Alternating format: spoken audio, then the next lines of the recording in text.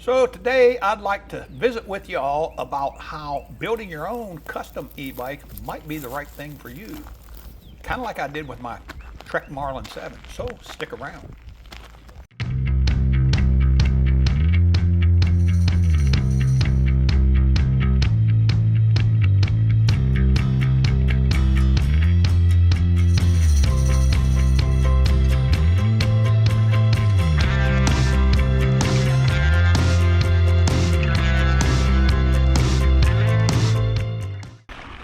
Well, hello again, Internet, and welcome back to the channel. Yep, I want to give you 5 reasons that building your own custom e-bike might be very advantageous to you. Reason number 1 is you can completely customize it. Now, if you're doing a frame up and building your own bicycle and e-bike, well, you got your frame to select from, all your suspension, absolutely everything is completely customizable to yourself. But even if you start out with a good bicycle, you've got a lot of customization that you're doing on that, from a hub or a mid-drive motor, the type of power output that you're going to be wanting to use, the battery size that you have, battery chemistry that you're using, all of those things, the display and everything else, that can all be customized with no problem. And of course, if you're doing a frame up and building a bicycle and doing it, now you've got completely, like I said, the frame geometry that best fits your riding style, the suspension, everything, the derailleurs, the cassette, everything that you're using, cranks even, are fully customizable if you're building from the frame up. So reason number 1 is going to be it's completely customized component choice. All right, so reason number 2, I think, would be you're going to end up with a higher quality components, probably. Unless you're starting out with a Walmart bike, you know, if you're starting out with a pretty decent bicycle, you're going to get better components than what you're typically getting on any of these direct-to-consumer bicycle components. And we'll use the Trek Marlin 7 here. This is an entry-level mountain bike that's actually converted quite often into a commuter bike, a hardtail, but the suspension on this is way upgraded from anything that I've seen on the direct-to-consumer e-bike markets. Even the derailleurs on this, you know, they're not entry-level derailleurs. There's clutch derailleur on this one right here and everything.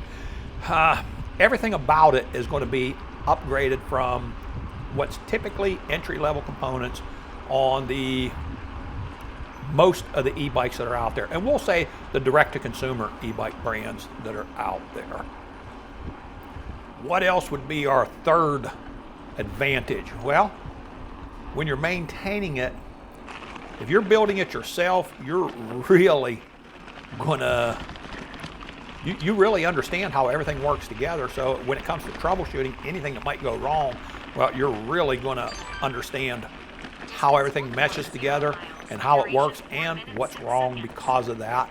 And so, you know, that's got to be an advantage right there.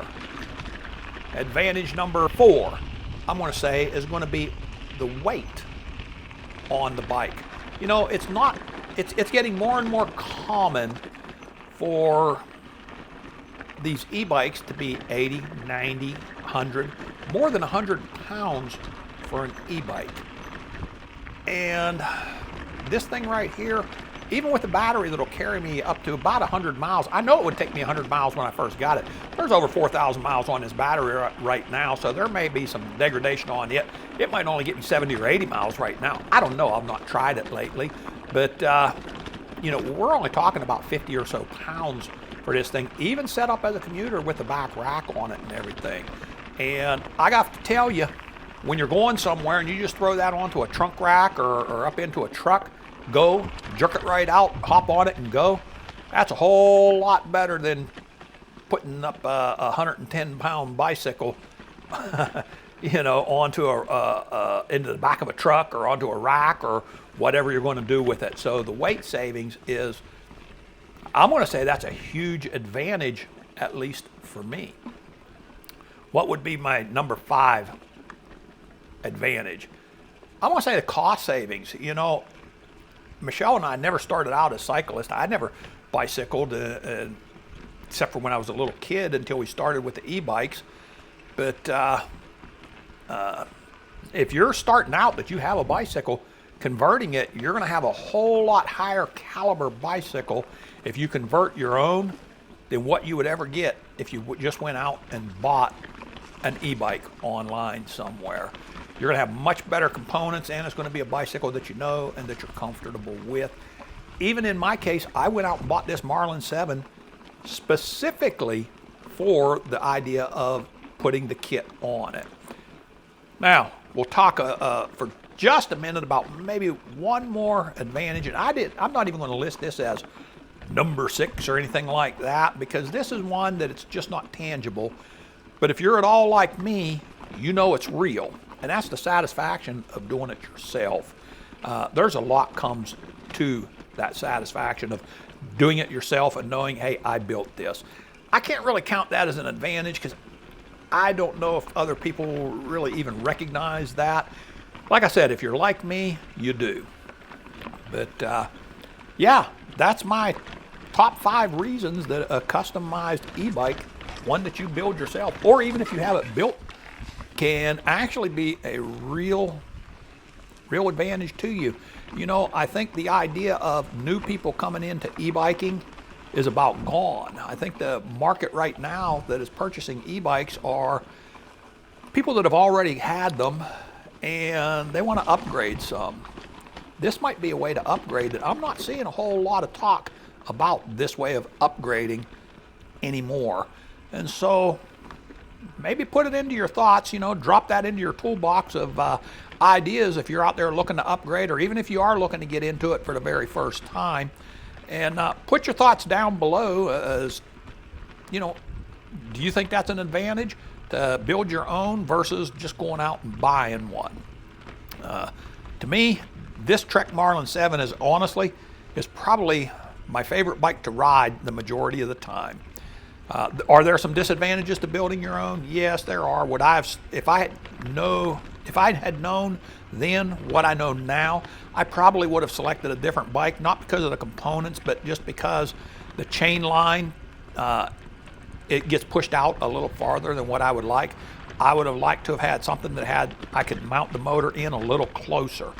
That could possibly be a different motor that I would end up using if I knew then what I know now.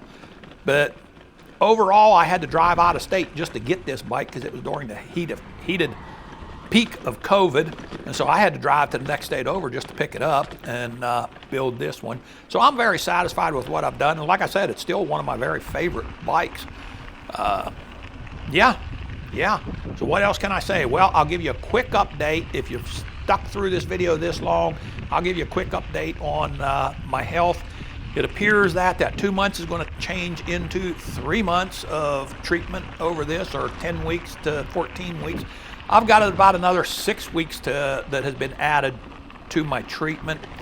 That's the downside. The upside of that is I will be able to stop taking the antibiotics within about a week or so, and that's the real dangerous drug. That's the ones that tear up the connective tissue of your tendons and can basically blow out your tendons. You have to have surgery to bring that back. So that should be gone in about a week. Right now, I'm still working on getting my wind built back up, cardio, and after several weeks, we'll start working on our muscles getting built back up, because they definitely need to be built back up. There's no question about that. And what else do we have? We got a road trip coming up. You're going to want to make sure you hit the subscribe button for that so you don't miss it. I believe that's going to be an epic road trip that we're doing. And so stay tuned for that. Hit that subscribe. But I believe that's going to do it for this time, Internet. So till next one, hey, Southern E-Biking telling you, stay safe, God bless, and keep the wheels rolling. Once again, we're out.